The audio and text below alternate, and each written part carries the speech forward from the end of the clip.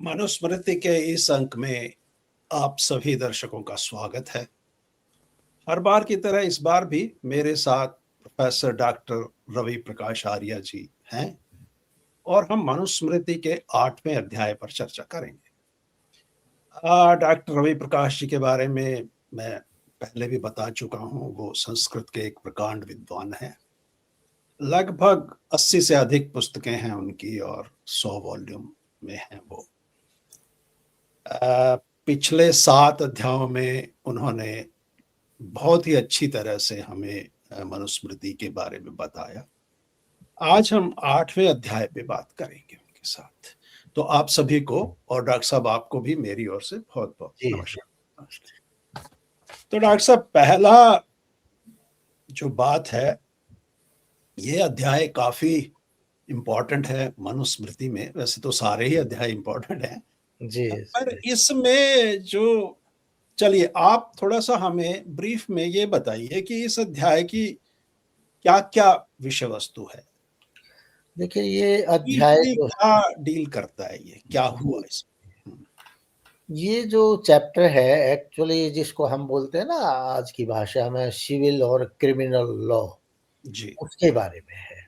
जी जी क्योंकि जितने भी सिविल या क्रिमिनल डिस्प्यूट्स हैं उनके रूल कैसे हों, उन पे न्याय कैसे दिया जाए, उस सारे सिस्टम को ये बताता है। तो इसमें ठीक बहुत विषय हैं ठीक और है। सारा उसी से संबंधित है। तो डॉक्टर साहब, मैंने छोटे छोटे ये पॉइंट्स हैं मेरे पास। मैं 5-6 पॉइंट्स आपके सामने रखूंगा, वो सब जुड़े हुए हैं आपस में। जी, उसको लेके मैं जानना चाहूंगा थोड़ी क्लैरिटी जी, कि उस समय के न्यायालय जो थे उनका अध्यक्ष कौन रहता था, जी, विवादों का वर्गीकरण कैसे किया जाता था। अभी आपने जी, यूज किया सिविल और क्रिमिनल, और ये सब जो था ये किस जी। तरह से हो रहा था। हुँ, जो न्यायाधीश थे, जज थे, जी, उनसे क्या अपेक्षा रखते थे उस ठीक समय है। के लोग। जिसने अन्याय किया है, न्याय अगर नहीं हुआ सही, हाँ, हाँ, हाँ, उसका जी, फल कौन भोगेगा। जी, तो नियम क्या थे इस सारी, जैसे अब आजकल भी है एक नियमावली है कि इस हाँ, नियम से जजमेंट होगा या कोर्ट में जाएंगे आप। तो न्यायिक व्यवस्था जो थी, इससे संबंधित क्या नियम थे उस समय जी, में। जी। अब आ जाओ साक्षी जो है, हुँ, जिसको हम आज भी जी, बड़ी इम्पोर्टेंस देते हैं, गवाह जिसको गवाह, जी, उर्दू में। तो साक्षी या गवाह की क्या प्रक्रिया थी, क्या जी, गवाही मान्य थी, नहीं थी, या जरूरत थी उसकी। जी। और झूठा अगर कोई साक्षी हो, हाँ, हाँ, हाँ, हाँ। झूठ बोल दे, जैसे अब हम सुनते हैं कई बार आजकल कि एक झूठ बोल दिया कोर्ट में जाके, जी, तो जी, जी, ये आज भी सजा है कोर्ट में। जी, तो उस समय क्या था प्रावधान, ये जी, जो ब्रीफली इस सब के बारे में हमें जी। बताएं। जी बिल्कुल, ये एक बहुत इम्पोर्टेंट क्वेश्चन है और इस दृष्टि से भी लोग सोचते हैं कि ये सब न्याय व्यवस्था, ये पश्चिम की देन है और उन लोगों ने हमें सिखाया। परंतु भारत में तो प्राचीन काल से ही न्याय का सिस्टम था और हमारे यहाँ जो सिस्टम था वो रिटन नहीं था, जैसे आजकल रिटन बहस करते हैं। कुछ नेचुरल सिद्धांत थे, कानून थे और जो जज था, न्याय करने वाला था, वो ऑन स्पॉट ही उसको देख के और सारे ढूँढ के उसका रहस्य, और उस ज़िम्मेवारी भी न्याय करने वाले की होती थी कि जहाँ गड़बड़ हो सारा उसको ढूँढे और उसको न्याय दे। बस सब कुछ नहीं कि वे साक्षी भी जो प्रोड्यूस करेगा, लेके आएँगे पार्टीज़ भी, परंतु उसको भी अपना देखना है कि भई कैसे इसमें वो कर सकता है, क्या-क्या उसको ढूँढने की प्रक्रिया उसको आनी चाहिए। तो जो न्याय सभा थी, उसको धर्म सभा भी कहा जाता था, जिसको हम धर्म शब्द बोलते हैं, उसी का नाम न्यायालय है। धर्म सभा या न्याय सभा एक ही बात थी और उसका जो मुख्य हेड जो है, वो तो हेड ऑफ द स्टेट ही माना जाता था। मतलब जो राजा है या जैसे आज प्रधानमंत्री है, वो उसका हेड है, उसको ये देखना है कि भई न्याय ठीक चलता है या नहीं। उसका स्वयं भी कोर्ट होता था और वो लोगों को अपॉइंट भी करता था, जैसे दूर है तो उस डॉक्टर साहब, यहाँ पे आपको एक बार रोक रहा हूँ। हाँ, आज तो हमारी जो न्याय व्यवस्था है, आज तो 3 ब्रांच है ना हमारी। जी, एक एग्जीक्यूटिव है, एक जज में और एक विधायिका है। हाँ जी। आज तो अलग-अलग है ना, आज प्रधानमंत्री किसी जज को तो नहीं कह सकता कि ऐसा करो आप। जी, जी, जी, जी। तो उस तो अगर राजा ही उसका प्रधान है, उस हुँ, न्याय हुँ। व्यवस्था का, तो फिर कैसे होगा न्याय? नहीं, बिल्कुल राजा की भी क्वालिफ़िकेशन थी, मतलब वहाँ भी ऐसा था जिसको एक राजसभा बोलते थे, जिसमें पूरा एडमिनिस्ट्रेशन था। एक विद्या सभा थी, जिसमें सारा शिक्षा और इन सब चीज़ों की थी। एक धर्म सभा थी, जिसमें न्याय, कानून ये सब बातों पे चिंता होती थी, तो इस प्रकार की व्यवस्था वहाँ भी थी। जी, परंतु जो इसका हेड है, वो राजा ही था वहाँ तो। राजा को ही देखना था और वो लोग अपॉइंट भी वही करता था, जिसको धर्मशास्त्र का, कानून का सही ज्ञान हो, जो ईमानदार हों, गड़बड़ न करने वाले हों, जिनका चरित्र बिल्कुल साफ रहा हो, ऐसे लोग न्यायाधीश बन सकते थे। और वो जो न्याय सभा थी, वो ये माना जाता था कि जैसे ईश्वरीय सभा है और जजों से ये अपेक्षा की जाती थी कि वो सही फैसला दें। और कई बार मान लो अगर गलत इनजस्टिस कर दिया तो वो न्याय के नाम से धब्बा माना जाता था और उस व्यक्ति का महत्व समाप्त हो जाता था उस जज का। ये नहीं कि वो कैरी ऑन करता रहे। अगर कहीं भी ये पता लगे अब गड़बड़ कर दी इसने, कहीं गलत इनजस्टिस किया, तो फिर उसकी आगे उसमें उस वहाँ पर बैठने की व्यवस्था नहीं रहती थी कि भाई वो आगे भी हेलो। आएगा। जी।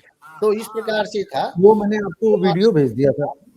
जैसे भगवद गीता में एक श्लोक हम पढ़ते हैं ना, हाँ, हाँ, धर्म कोई बात नहीं, आराम से, आराम हति धर्मो रक्षति रक्षुतः, ठीक है, ओके। वो मनुस्मृति का ही श्लोक है।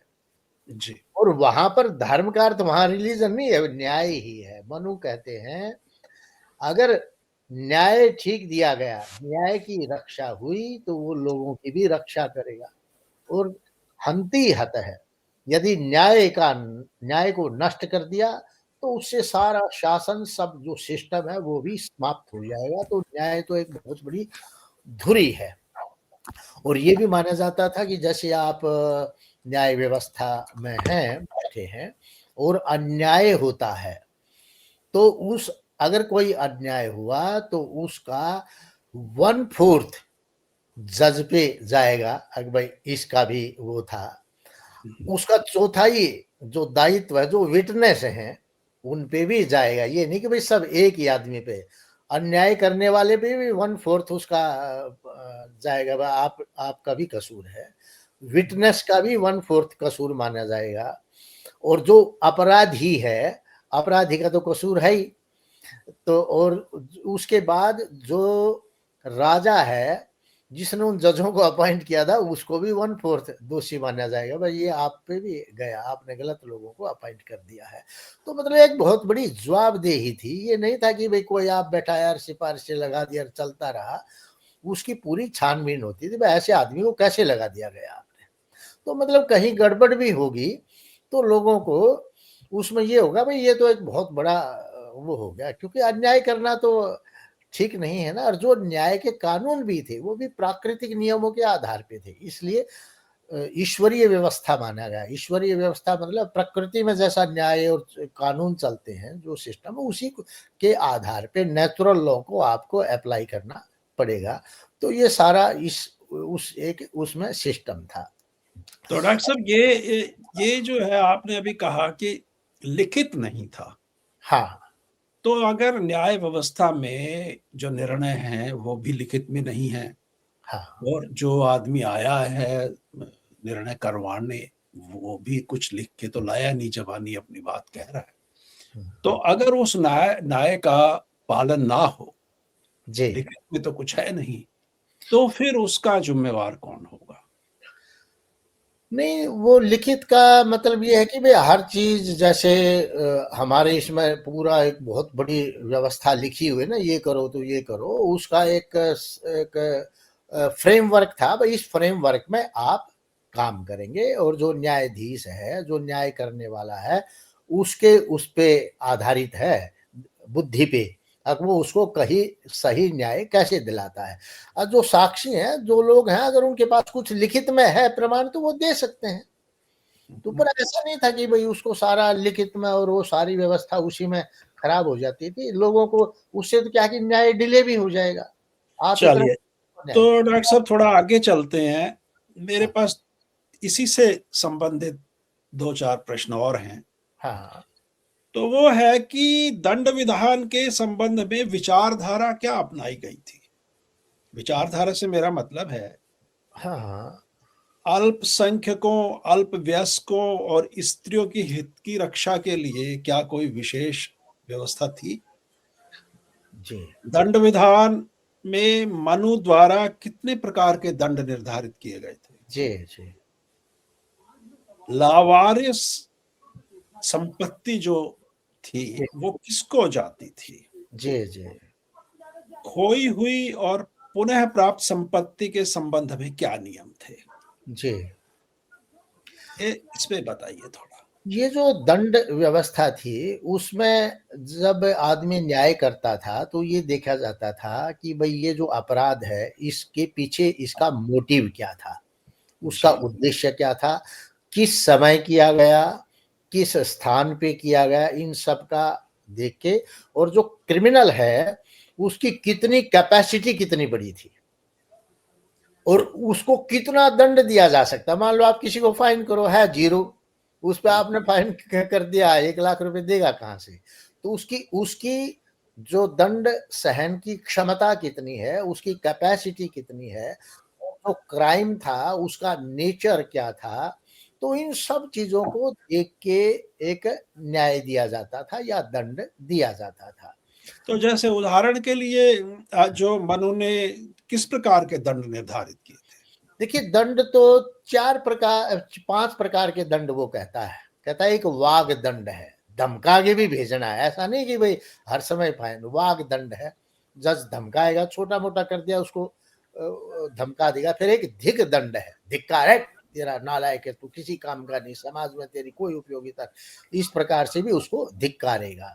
फिर एक है धन दंड है, उसको फाइन करेगा और तीसरा है वध दंड मतलब फिजिकल पनिशमेंट भी उसको मिलेगी।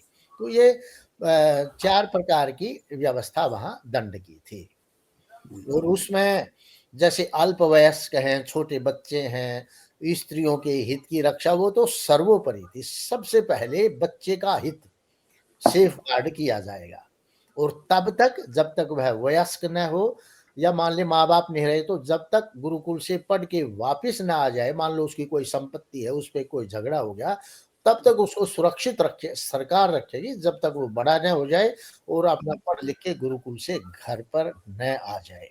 और तो इसी डॉक्टर साहब ये जो मनुस्मृति को लेके समाज में आजकल हाँ, एक जो सबसे बड़ी बात जो झगड़ा है, वो ये है कि लोग ऐसा कहते हैं, मुझे नहीं पता, आप हाँ, बताइए कि भई स्त्रियों को लेके ना तो अच्छा न्याय था हाँ, जी, और ना ही उनको कोई बहुत ज़्यादा सुविधाएँ थी, जी।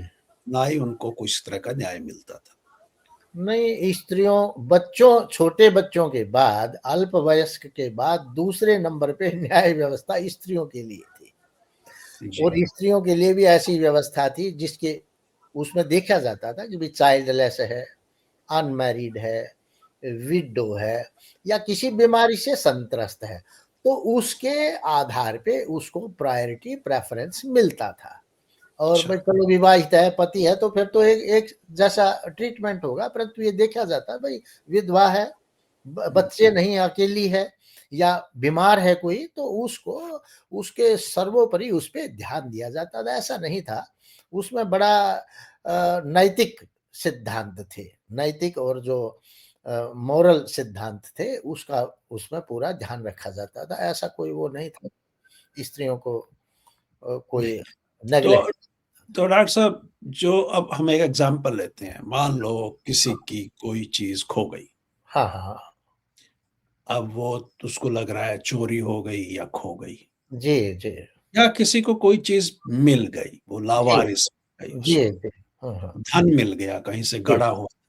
जी, तो क्या उसके विषय में स्पेसिफिकली बताइए, क्या जी, जी। न्याय व्यवस्था क्या कहती है? बिल्कुल देखिए अगर कोई लावारिस कोई भी धन है या वस्तु है, तो उसका अधिकार तो स्टेट का उस पर अधिकार होता था।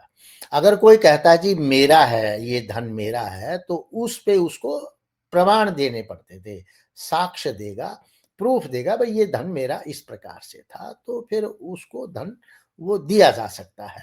अब मान लीजिए आपकी कोई चीज खो गई और फिर स्टेट की सहायता से दोबारा आपको मिल गई, है ना। हम्म, जो राज के लोग हैं उन्होंने हेल्प की और वो चीज मिली और आपकी वो गुम हो गई थी, तो उसमें एक व्यवस्था ऐसी थी कि आपको जो धन मिला ना उसका 1/6, 1/10 या 1/12 आपको पैसा देना पड़ेगा, क्योंकि राज्य सरकार का भी धन खर्च हो जाता था। आपने कोई हिस्सा किया तो उस पे आपको देना पड़ेगा। जी मान लीजिए कोई गुप्त खजाना है, वो मिल हाँ गया, तो वो सरकार का बन जाएगा। परंतु वो खजाना अगर आप ये सिद्ध करें कि भाई ये हमारा है और गुप्त बहुत दिनों से मिला, तो उस पे भी सरकार टैक्स ले लेती थी। 1/6 से 1/12 तक सरकार उसको टैक्स देगी। भी जी आपके पूर्वजों के खजाने मिल गए, हैं? तो सरकार निकलेगी तो सरकार को आपको टैक्स देना पड़ेगा। मतलब नई संपत्ति आ गई, जैसे प्रॉपर्टी टैक्स दे देते हैं आजकल, वो। तो डॉक्टर साहब ये बताइए कि जैसे आजकल है लोग बैंक से लोन लेते हैं, हाँ, हाँ। ऋण संबंधी क्या नियम थे? और अगर कोई आदमी ऋण लेके ना लौटाए, जी। है ही नहीं उसके पास, जी, जी, जी, जी। तो उसको क्या सज़ा है? कोई जो जी, कॉन्ट्रैक्ट्स हैं, अनुबंध जो हैं, जी, जी। वो अब तो आजकल तो पूरा एक कॉन्ट्रैक्ट का लॉ है ना? हाँ, ज़बानी बात भी कॉन्ट्रैक्ट में आती है। जी, तो जी, कॉन्ट्रैक्ट को लेके क्या था? अनुबंध को लेके और अनुबंध भंग की स्थिति में क्या होगा? जी। इस बारे में थोड़ा बताइए।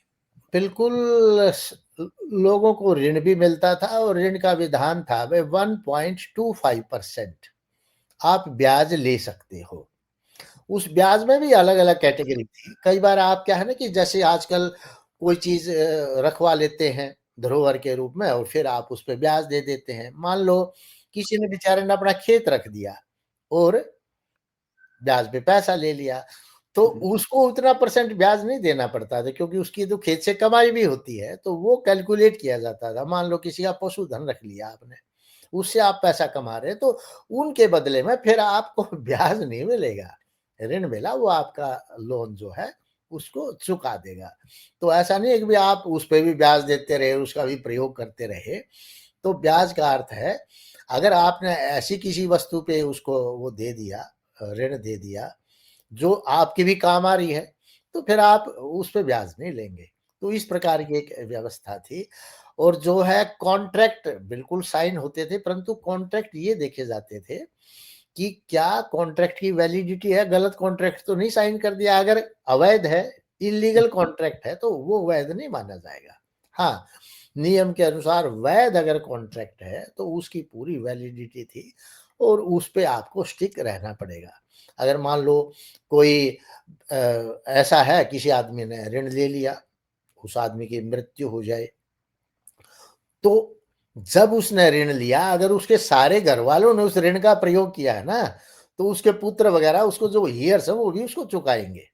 अगर उसने जी, किसी और पर्पज़ से लिया और भई उसके संतानों का उसका कोई प्रयोग नहीं था, फिर तो उसकी ज़िम्मेवारी नहीं है।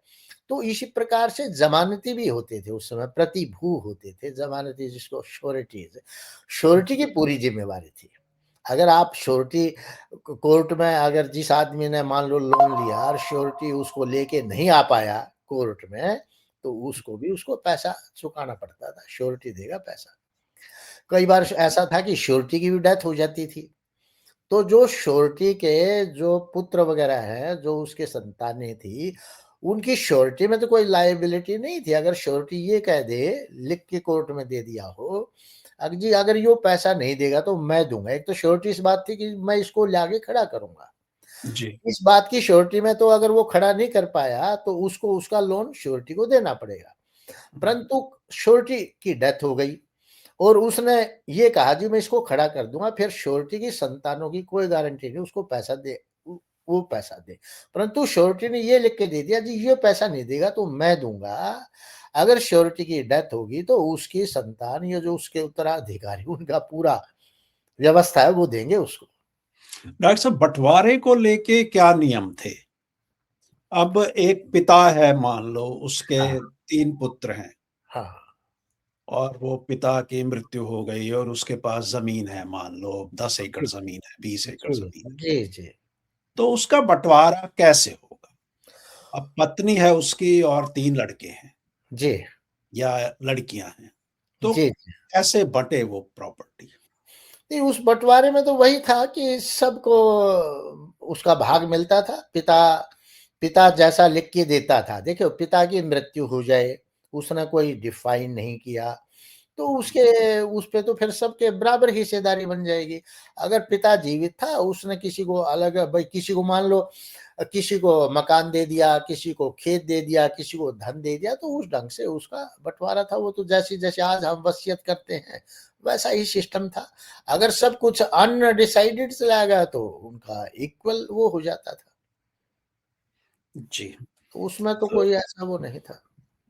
चलिए इसके बाद ये बताइए डॉक्टर साहब कि जो पशुओं को लेके, उनके वेलफेयर को लेके या उनके बँटवारे को लेके या उनके लिए क्या कोई अलग से इंतज़ाम थे कि ये इनकी चारागाह होगी, यहाँ लोग कुछ नहीं कर पाएँगे, ये कॉमन लैंड है ये, हाँ इस जी, तरह? बिल्कुल, उसके लिए एक बहुत बड़ा सिस्टम था, क्योंकि पशु प्रधान संस्कृति रही है भारत की और जो कैटल्स थे, जो दूध देने वाले और ये जो पशु थे, उनकी सुरक्षा के लिए जैसे जो गाँव होते थे ना, गाँव के चारों ओर चर भूमि छोड़ी जाती थी, जहाँ पर पशु चर सकते थे। उसका एक जी, बहुत बड़ा हिस्सा था। ऐसे ही नगरों में, नगरों के चारों ओर भी गोचर भूमि छोड़ी जाती थी, जहाँ पर पशुओं को चराया जा सकता था और पशुओं की जैसे अब हमारे यहाँ पाली बोलते हैं या हेड्समैन बोलते हैं, आपने उसकी ज़िम्मेवारी लगा दी, भई आप पशुओं को चरा के लेके आओगे और उसकी ज़िम्मेवारी में जो पशु है, मान लो किसी के खेत में घुस जाए और वहाँ नुकसान कर दे, तो उसके ऊपर आएगा सारा जो हेड्समैन जो उसकी देखभाल कर रहा है। परंतु खेत वालों को भी ये ज़रूरी था कि फेंसिंग लगाए। अगर फेंसिंग नहीं थी, पशु घुस गया तो फिर उसकी भी ज़िम्मेवारी नहीं है। अगर फेंसिंग थी, फेंसिंग ऐसा नहीं थी कि दीवारों की भी जैसे आजकल हम वो लगाते हैं ना पौधों की और वो एक वो फेंस बना देते हैं, मतलब ऐसी फेंस होनी चाहिए ताकि पशु की सीधी एंट्री ना हो, परंतु फेंसिंग नहीं है और पशु घुस जाए तो फिर उसकी भी कोई ज़िम्मेवारी बनती नहीं है और उस हेड्समैन की तब तक ज़िम्मेवारी है, जब तक उसके मालिक के पास वो उस पशु को न छोड़ दे और रात को घर पे रहेगा तो सारी ज़िम्मेवारी मालिक की है, पशु कहीं जाए, कुछ करे। तो इस प्रकार की पूरी व्यवस्था थी वहाँ पशुओं को लेकर के। तो डॉक्टर साहब अब रह गया, थोड़े से विषय और हैं, हाँ। मानहानि या दूसरे की निंदा, इस तरह के विषयों के बारे में भी क्या किसी तरह का कोई कानून है, उसका उल्लेख मनुस्मृति में? और जो जो सरकार की प्रॉपर्टी है या जी, जो जी, देश की, जी, राज्य की प्रॉपर्टी है, जी। अब आजकल तो ये हो गया ना, मतलब आप देखो भारत में तो हो ही गया ये लगभग-लगभग कि वो अपना घर के बाहर तो वो सड़क को तो हिंदुस्तान का हिस्सा ही नहीं मानते। हाँ, मतलब वो सड़क, घर का कूड़ा सारा उठा के सड़क पे फेंक दिया और जी, पार्कों में फेंक दिया और वो जो है, तो इस तरह की स्थिति में क्या मनुस्मृति में कोई विधि-विधान था कि भई आप इस तरह कॉमन लैंड को या सरकारी भूमि को या जो सामान्य जन के प्रयोग में आ रहा है जगह जी, उसको, जी, उसको जी। लेके क्या था स्थिति? नहीं, बिल्कुल जो आपकी अपनी निजी भूमि नहीं है और बाकी सारी भूमि गवर्नमेंट की भूमि मानी जाती थी, आप उसमें कोई गड़बड़ नहीं कर सकते। ना आप उसमें गंदगी फैला सकते हैं, ना आप उस पे अतिक्रमण कर सकते हैं और ना आप उसको ट्रेसपास कर सकते हैं। उन सबको वह रिकवरी भी की जाती थी और फाइन भी किया जाता था। तो 200 इस तरह के जो सिविक रॉन्ग्स थे, नागरिक अपराध थे, हाँ। उनके लिए कोई सज़ा थी? हाँ, बिल्कुल जी, उस पे खूब फाइन भी करते थे और कई बार तो इतना भी फाइन कर देते थे, उस प्रॉपर्टी के बराबर भी फाइन कर देते थे, जिस पे उसने वो किया। और जी, जो आप आपने बात की थी ना कि मानहानि वगैरह की, मानहानि वगैरह के भी बड़े दंड व्यवस्थाएँ थी, फाइन होते थे। किसी जी, के आप जन्म को लेकर के, किसी के प्रोफ़ेशन को लेकर के, किसी की एजुकेशन को लेकर के, या कोई गलत ढंग से आप गलत बयानी करते हैं किसी के बारे में, तो आपको 200 जो उस समय के स्वर्ण की मुद्राएँ थी या चाँदी की मुद्राएँ थी, उसके हिसाब से आपको फ़ाइन कर दिया जाता था। तो आप ऐसा नहीं कि भई किसी के बारे में भी आप गलत प्रचार कर सकते थे। तो ये किसी को कोई ऐसा अधिकार नहीं था। और आपने मान लो कोई आदमी बेचारा उसकी एक आँख नहीं है, आपने उसको काना बोल दिया, तो उस पे भी फ़ाइन था। जे हमारे अब तो हमारे देश में तो कम मतलब लोग करे तो है, नहीं तो इन सब चीज़ों पे फ़ाइन थे। आप कोई किसी को गलत ढंग से व्यवहार उसके साथ नहीं कर सकते। तो जी। अलग-अलग कैटेगरीज़ फ़ाइन की बना रखी थी। डॉक्टर साहब, अब जो सारे प्रश्नों का में सबसे बड़ा प्रश्न है आज भारतीय समाज में, जी, उसको ज़रा विस्तार से बताओ। देखिए, जाति व्यवस्था तो उस समय में थी। जी, तो जब 4 जातियों में बँटा हुआ था, तो जी, क्या अलग-अलग जाति के लिए अलग-अलग न्याय व्यवस्था थी? ये एक ही अपराध को अगर एक जाति का व्यक्ति करता है, तो उसको और सज़ा है, दूसरा करता है, तो उसको और सज़ा है। ये थोड़ा-सा विस्तार से बताओ कि भई मान लो एक ब्राह्मण एक उसको करता है जी, गलत को, तो उसके लिए क्या है? जी, शूद्र करता है तो उसके लिए क्या है? वैश्य जी, करता है तो 4 जो जातियाँ थी अलग-अलग, जी। उनके बारे में बताइए। देखिए, जो न्याय व्यवस्था थी और जो दंड विधान था, वो जैसे मैंने पहले भी बताया कि व्यक्ति के सामर्थ्य, उसकी कैपेसिटी और उसके ज्ञान पे अगर अनभिज्ञ है, मान लो किसने बचपने में कोई बात कह दी तो ₹100 फाइन है। किसी ने मतलब गवाही भी दे दिया, कामुकता में दे दी चक्कर में किसी के आगे तो 2500 फाइन था, तो उसके अलग-अलग कैटेगरीज़ थी। अब उस प्रकार की जाति व्यवस्था नहीं थी जैसे हमारे यहाँ उस समय तो 4 वर्ण थे, वर्ण व्यवस्था हम उसको बोलते थे। जी, परंतु जैसे ब्राह्मण है, ब्राह्मण तो सबसे बड़ा विद्वान, समझदार, वो कहते हैं ना भई ignorance law of no excuse सबके जी। साथ अप्लाई होता है। अब यहाँ तो अनपढ़ के साथ भी अप्लाई होता है। परंतु जो लॉ है वो अंग्रेजी में लिखा है, बड़े-बड़े पढ़े-लिखों को भी समझ में नहीं आता, भाषा भी दुरू है तो इग्नोरेंस तो रहेगी ही। तो जो आदमी जितना सुपठित था, जितना इंटेलिजेंट था, सज़ा की मात्रा उतनी ही उसके लिए ज़्यादा थी। जी, शूद्र है, अनपढ़ व्यक्ति है तो उसके लिए सज़ा की मात्रा उसी अपराध में कम है। वैश्य के लिए उससे ज़्यादा है, क्षत्रिय के लिए और उससे, और जो ब्राह्मण है उसके लिए तो और भी ज़्यादा है क्योंकि वो तो ज़्यादा कोई कोई कोई एग्ज़ाम्पल से बताइए डॉक्टर साहब इसको। हाँ, क्या है जैसे मान लो एक आदमी है उसने मतलब क्राइम किया, ब्राह्मण है उसने एक क्राइम किया। जी, उसने किसी का घर पे कब्ज़ा कर लिया या ज़मीन पे कब्ज़ा कर लिया, जी। है ना? नहीं, हाँ, या किसी की पत्नी पे कब्ज़ा कर लिया। हुँ, हुँ। क्या उसके उसको क्या दंड मिलेगा? मतलब ऐसा था उसके अनुसार जैसे शूद्र को 1 गुना है, वैश्य के 2 गुना है, क्षत्रिय को 3 है तो उसको 4 गुना था। ये सिंपल ये समझ लो। आप अच्छा, जितनी हायर कैटेगरी में हैं, उसको मान लो कोई गरीब है, उसको उसी चीज़ पे ₹100 फाइन हुआ। अगर एक जी, साहूकार है, तो उसी पे उसको ₹1000 फाइन है। उसी पे जो क्षत्रिय है, उस पे और भी ज़्यादा फाइन है। तो राजा स्वयं अपराध करे तो उसके उसके लिए भी फाइन है। तो पूरी व्यवस्थाएँ थी, ऐसा नहीं था कि भई आप किसी चीज़ को ऐसा छोड़ दें कि भई यहाँ अब सिस्टम क्या है, जो जितना पावरफुल है, उतनी कम दंड विधान है, क्योंकि कानून उनके साथ है। वहाँ ऐसा व्यवस्था थी, कानून जिसके साथ नहीं है, उसका संरक्षण ज़्यादा है और जो कानून का रखवाला, उसको ज़्यादा दंड विधान है। दूसरा डॉक्टर साहब ये जो अ, 2 राष्ट्र जो थे या जो राज थे, वो जब आपस में लड़ते थे, जी, उनकी जो सीमा निर्धारण था, उसके जी। लिए भी कोई कानून थे, उसका फैसला कौन करता था? हाँ, नहीं बिल्कुल सीमाओं के भी कानून बना रखे थे और सीमाओं का एक सिस्टम बना रखा था। एक तो थे जो ऑब्वियस चिन्ह थे।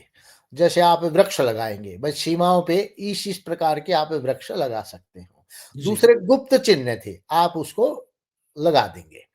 तो मान लो कभी डिस्प्यूट हो तो उसके बेस पे और गुप्त चिन्हों के बेस पे सीमाओं का निर्धारण हो जाता था।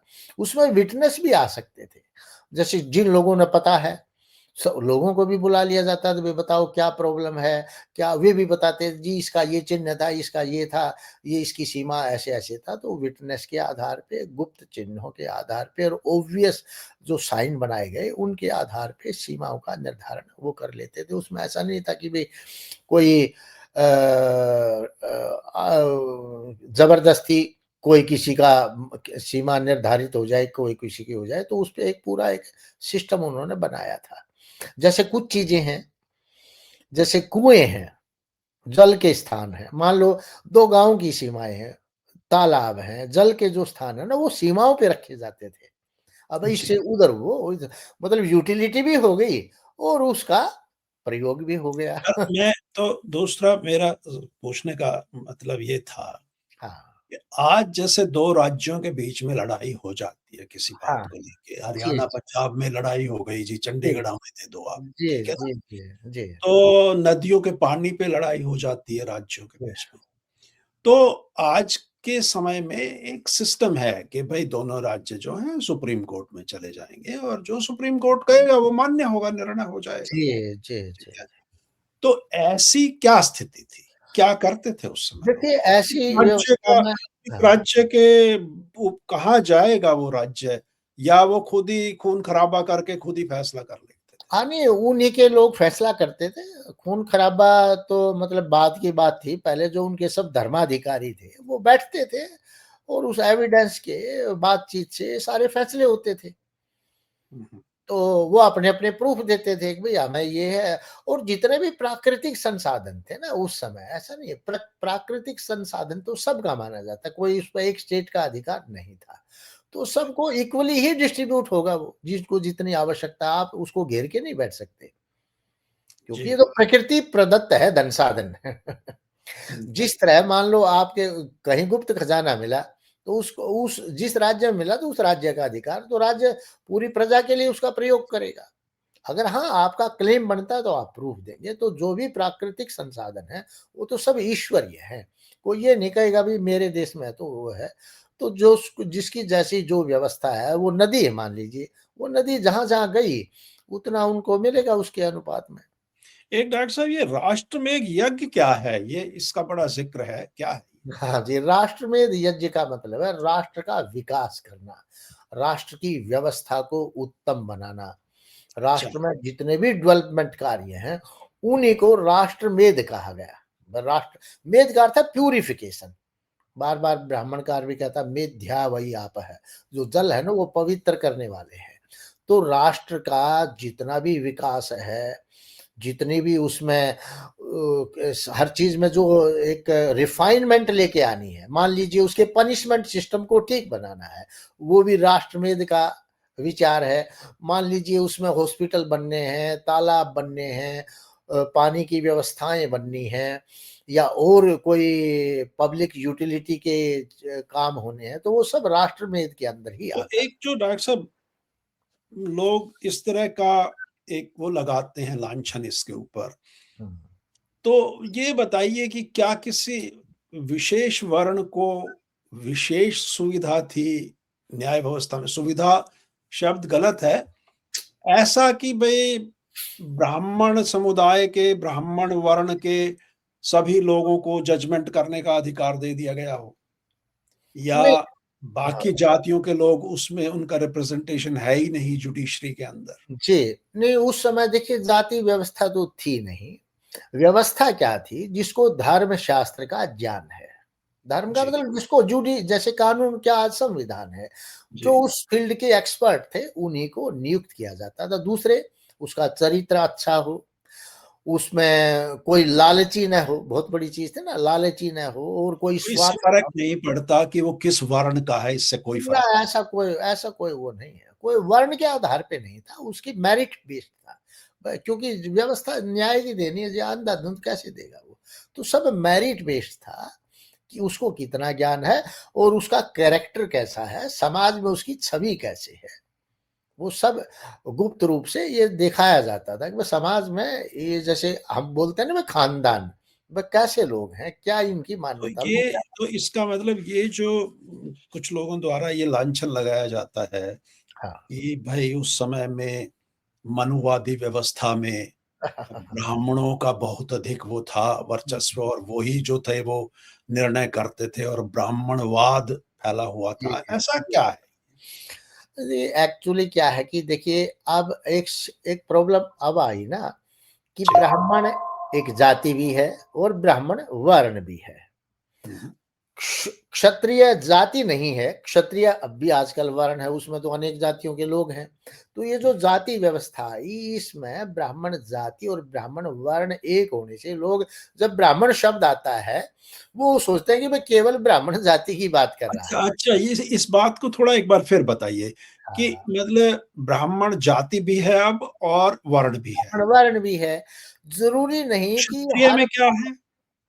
क्षत्रिय केवल वर्ण है, क्योंकि क्षत्रिय ऐसी कोई जाति तो है नहीं क्षत्रिय नाम की। तो अच्छा, उसमें बहुत प्रकार के जो राजपूत हैं, ये हैं, वो सब उसमें क्षत्रिय में आ जाते हैं। वैश्य नाम की अब कोई विशेष जाति तो है नहीं, पर जितने भी व्यापारी हैं, ये जैन है और ये सब गर्ग हैं, ये सब वैश्य में आ जाते हैं। तो वहाँ अब क्या है, जैसे शूद्र है, अब शूद्र केवल जिसको आज हम हरिजन बोलते हैं, उसके उसके साथ चिपका दिया शूद्र। तो अब क्या हुआ, ब्राह्मण भी एक जाति बन गई और शूद्र भी एक जाति बन गई। हुँ, तो क्या हुआ आज, अब ज़रूरी नहीं कि जो जिसकी जाति आज शूद्र है, वो उसका वर्ण भी शूद्र है, उसका वर्ण ब्राह्मण भी हो सकता है। और हाँ, ज़रूरी नहीं कि जिसकी जाति आज ब्राह्मण हो, उसका वर्ण भी ब्राह्मण हो, वो क्षत्रिय भी हो सकता है, शूद्र भी हो सकता है। भाई जी, जी, टीएन जी। बने का भी काम कर सकता है ना, कुछ भी हो सकता है। वर्ण तो एक ढंग से प्रोफेशन बेस्ड है, प्रोफेशन समझिए आप, जैसे आज की भाषा जी, में कहें प्रोफेशन जी। है। हुँ, और जो जाति है वो फैमिली बेस्ड है, जन्म के आधार पे है। जन्म का ब्राह्मण माता-पिता के जाति में पैदा हुआ तो ब्राह्मण है, परंतु जी, काम, वो मान लीजिए जूते की दुकान है, तो काम तो उसका चर्मकार का हुआ। तो वो इसलिए ज़्यादा कन्फ्यूज़न है। वैसे एक और लोगों को बड़ा कन्फ्यूज़न होता है, मैंने बहुत लोगों को देखा है, जैसे शब्द आता है ब्रह्मन, ब्रह्म को बोलते हैं ना ईश्वर को, वो कहते हैं हुँ, सर ये ब्रह्मन मत लिखो, इससे हमें ऐसा लगता है जैसे ब्राह्मण है। हुँ, तो क्या है कि इग्नोरेंस भी है और अज्ञानता भी है। अब जो ब्रह्म को जानता है, जो ब्रह्म का जिसने साक्षात कर लिया है, वास्तव में तो उसी को ब्राह्मण कहा गया है। ब्राह्मण जी, तो बड़ा उच्च विद्वान, योगी टाइप, ऋषि टाइप, जो जिसके मन में कोई द्वेष भाव ना हो, इस प्रकार की कैटेगरी के लोग ब्राह्मण वर्ण के कहलाते थे। तो जी। वो कन्फ्यूज़न आज ब्राह्मण जाति होने के कारण हम कन्फ्यूज़ रहते हैं कि भई ये वर्ण का है या जाति का। चलिए, तो डॉक्टर साहब इसके साथ ही हम समय की सीमा है जी, समाप्त करते हैं आज का और मेरा सभी पाठक वर्ग से अनुरोध है कि हमारे इस चैनल को सब्सक्राइब करें और देखें और उनके जो प्रश्न हैं, उनको हमें लिख के भेजें कमेंट सेक्शन में और आप सभी का बहुत-बहुत धन्यवाद। जी, नमस्कार। आपका भी बहुत धन्यवाद। नमस्ते।